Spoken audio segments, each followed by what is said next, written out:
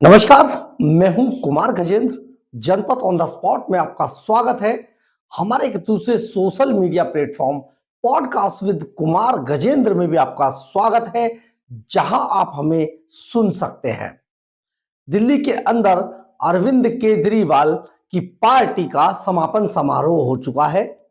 केजरीवाल और उनकी पार्टी की कब्र पर फातिया पड़ा जा चुका है, यानी कि अब अरविंद केजरीवाल एंड कंपनी नेस्तनाबूत हो गई है। दिल्ली में रेखा गुप्ता की नई सरकार बन चुकी है। प्रधानमंत्री के प्रयासों से रेखा गुप्ता दिल्ली की नई मुख्यमंत्री बन चुकी है। लेकिन सबसे बड़ी बात यह है, अरविंद केजरीवाल के हारने के बाद उनका एक वीडियो, उस वक्त का वीडियो है ये, जिस वक्त अरविंद केजरीवाल पहली बार अन्ना हजारे जैसे बुजुर्ग के सीने पे पैर रखकर, या यूं कहे कि सर पे पैर रखकर, नहीं ये अच्छा नहीं रहेगा, उनकी छाती पे पैर रखकर राजनीति के मैदान में कूदे थे।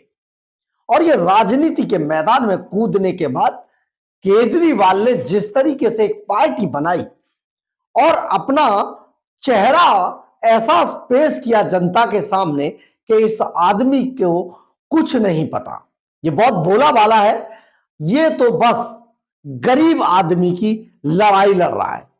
उस आदमी की लड़ाई जो मजदूर है, उस आदमी की लड़ाई जो गरीब है, उस आदमी की लड़ाई जो मजलूम है। लेकिन दुनिया जानती है कि जिसने गरीब आदमी की लड़ाई लड़ने की, ड्रामेबाजी की, नौटंकी की, वो हमेशा महलों में रहा है। अरविंद केजरीवाल के बारे में भी कुछ ऐसा ही है। अरविंद केजरीवाल जिस नौटंकी के बाद झुग्गी झोंपड़ियों में एनजीओ का काम करते करते दिल्ली के मुख्यमंत्री के सिंहासन तक पहुंचे, यह सचमुच एक बड़ा अचीवमेंट तो था। लोगों का भारी समर्थन था, पता नहीं क्या व्यवस्था बदलने वाली थी, परंतु साथ ही अरविंद केजरीवाल के मन में छिपे हुए चोर को कोई नहीं जान पाया। उस अली बाबा को कोई नहीं जान पाया जो अपने 40 चोरों के साथ लगातार दिल्ली के खजाने की तरफ बढ़ रहा था। लेकिन बढ़ गया, किस्मत थी, हाथ में लकीर थी।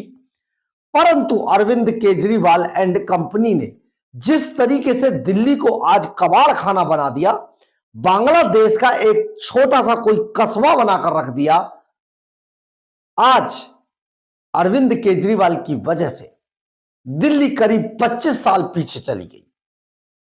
उस अरविंद केजरीवाल ने अपने लिए बड़ा अचीवमेंट किया।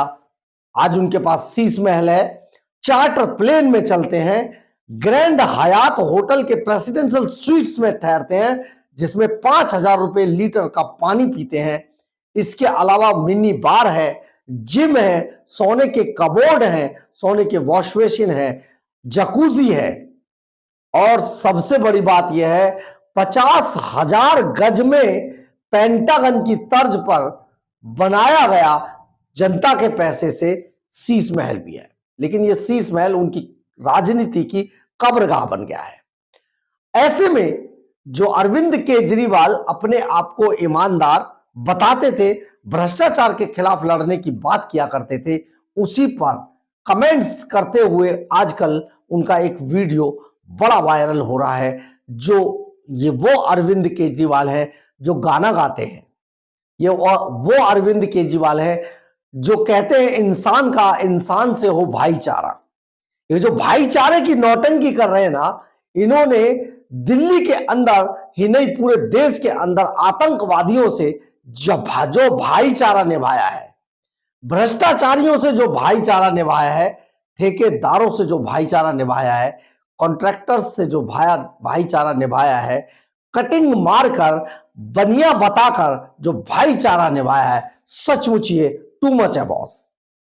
आप जरा इनके इस गाने को सुनिए, जिस वजह से इन्होंने देश के अंदर इतना बड़ा छल कपट करने में सफलता हासिल की थी। इंसान का इंसान से हो भाई भाईचारा यही पैगाम हमारा, यही पैगाम हमारा।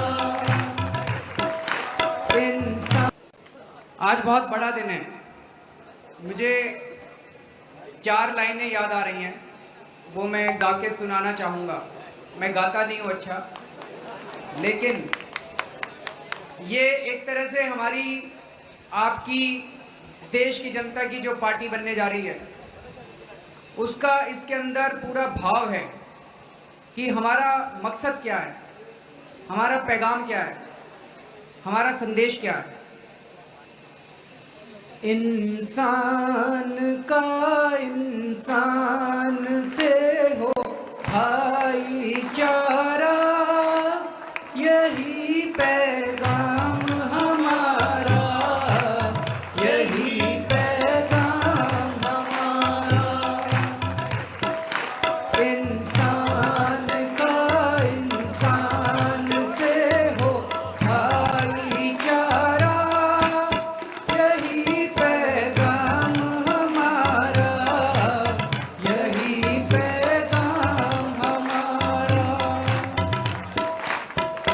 हर एक महल से कहो कि झोपड़ियों में दिए जलाए, हर एक महल से कहो कि झोपड़ियों में दिए जलाए। छोटों और बड़ों में अब कोई फर्क नहीं रह जाए, छोटों और बड़ों में अब कोई फर्क नहीं रह जाए। इस धरती पर हो प्यार का घर घर उजियारा, यही पैगाम हमारा, यही पैगाम हमारा। इंसान का इंसान से हो भाईचारा यही पैगाम हमारा, यही पैगाम हमारा।